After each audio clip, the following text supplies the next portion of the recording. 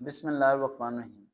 एक क्वेश्चन बड़ा इंपॉर्टेंट है, राइट? वो मेरे ख्याल से वो तमाम स्टूडेंट्स के दिल की आवाज़ भी है कि बच्चे जब अपने ख्वाब को बनाने की कोशिश करते हैं, किसी ख्वाब को मुकम्मल करने की तरफ जाते हैं, तो वालिदैन कभी कभार बीच में रुकावट पैदा करते हैं। अब ये रुकावट का अल्फाज सही है या नहीं मैं नहीं जानता, लेकिन ये बात सच है कि लड़कियों को बोला जाता है कि तुमने आगे नहीं पढ़ना, हमने तुम्हारी शादी कर देनी है। और लड़कों को बोला जाता है कि हमने बचपन में ख्वाब देखा था कि तुम फलानी फलानी फलानी नौकरी करोगे और तुम किसी और सड़क पर चल पड़े हो। तुम इस सड़क पे मत जाओ, तुम्हारा कोई इधर ड्रीम नहीं है, कोई अचीवमेंट नहीं होने वाली, तुम्हारे दो दो टाइम की रोटी भी तुम्हारी पूरी नहीं होनी। तो मेहरबानी करके इस काम को छोड़ दो, जो हम कहते हैं वही करो, क्योंकि तुम नहीं जानते जो हम जानते हैं। अगर ये बात उन तमाम साइंसदानों ने फॉलो की होती, ये बात हमें सिखाई जाती है ना, तो उन तमाम साइंसदानों ने जो है वो बात फॉलो की होती, तो हम क्या सोच रहे हैं कि हम भी वैसे होते जैसे ना थॉमस ने बल्ब बनाया, ये चीजें बनाई, डिफरेंट चीजें की, राइट?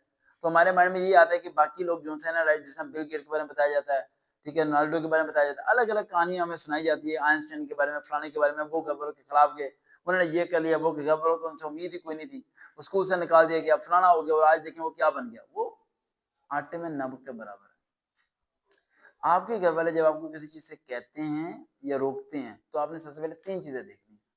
आपके घर में जो शख्स कह रहा है उसके पास कितना इल्म है।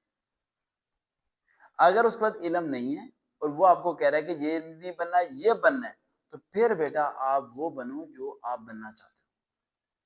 लेकिन अगर आपको ऐसा लगता है कि उस शख्स के बाद जो है ना, वो सबूत है कि आप इस सड़क पे ना जाओ, इस सड़क के अलावा कोई और सड़क है, वो तुम्हारी बेहतर रहेगी, और वाजे तो वो साबित करके दिखाया आपको और बताया कि मैंने वो रास्ता तुम्हारा बनाया हुआ, तुम्हें उधर ही चलना है, फिर उधर उधर चल के देख लो आप।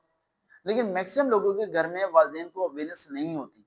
मिसगाइड किया जाता है चंद लोगों से, जैसे कि वालिद साहब कहीं जॉब करते हैं, उनके बेटे ने कोई सॉफ्टवेयर इंजीनियर करी, तो घर आके कहेंगे मेरा बेटा सॉफ्टवेयर इंजीनियर बनेगा। उनके दिमाग में होता है कि सॉफ्टवेयर इंजीनियर करने के बाद ही वो एक लैंड क्रूजर फॉर्च्यूनर ले पाएगा, बड़ा बड़ी कोठी बना पाएगा। एक वालिद साहब किसी के में जॉब करते हैं, वो कहते हैं यार मेरा बॉस ये करता है, मेरे बच्चे ये करेंगे। हम लोग कहीं ना कहीं से इंस्पायर होके अपने घर में अपने बच्चों पे उसी चीज को लागू करना शुरू कर देते हैं।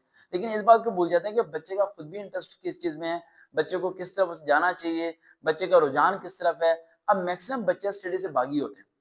अब हम ये कहेंगे बच्चा स्टडी से भागी है, छोड़ो यार, आप इस पर फोकस नहीं करना, नहीं नहीं नहीं, ऐसे नहीं करना। बच्चे की मर्जी जब माननी है जब उसकी उम्र 17-18 साल से ऊपर हो जाए, उससे पहले उसकी मर्जी माननी नहीं है। अपनी मर्जी के नहीं, 12 क्लास तक अपनी मर्जी जबरदस्ती उसे पढ़ाना है, क्योंकि उसे अक्ल ही नहीं कि मैंने पढ़ाई को छोड़ना नहीं था। अगर आप उसकी बात सरेंडर कर देंगे उसके आगे और उसकी मर्जी से कहेंगे चल जा भाई को काम कर ले, तो 20 साल की उम्र में जाके बताऊं क्या बोलेगा? काश तुम दो चपेड़े मार के स्कूल दोबारा छोड़ के आते ना, आज मैं पढ़ लिख के बैठा होता। ये आपको बोलेगा वो।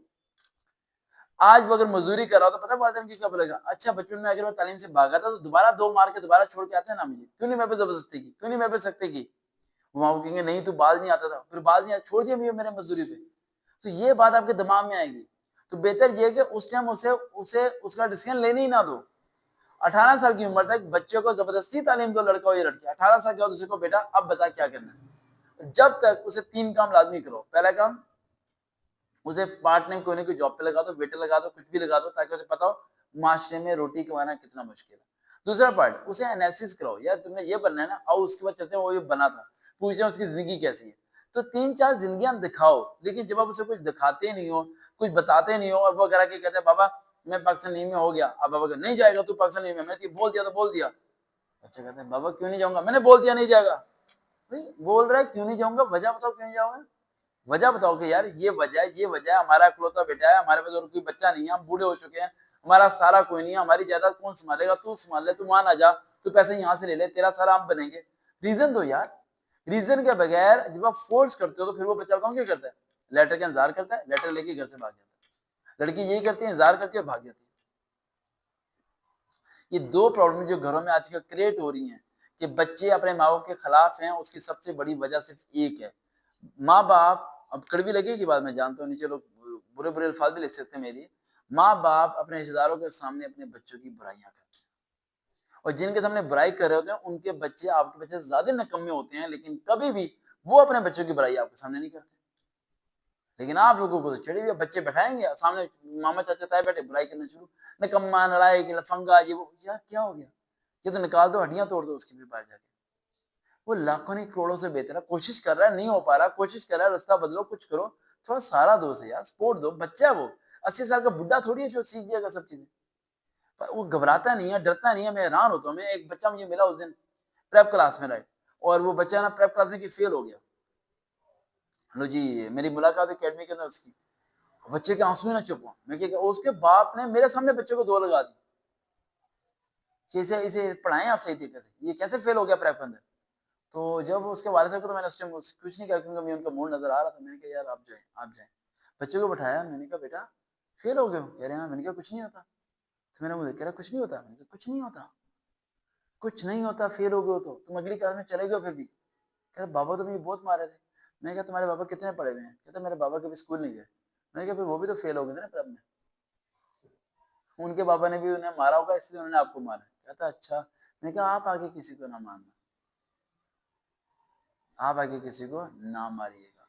This is the simple strategy. मेरा मानना ये है कि लाइफ में बच्चा फेल हो, डाउन हो, हालात खराब हो, नौकरी ना मिले, जो मर्जी प्रॉब्लम हो जाए, सिर्फ उसे एक बात बोलो, सब कुछ ठीक हो जाएगा, वो रिलैक्स हो जाता है।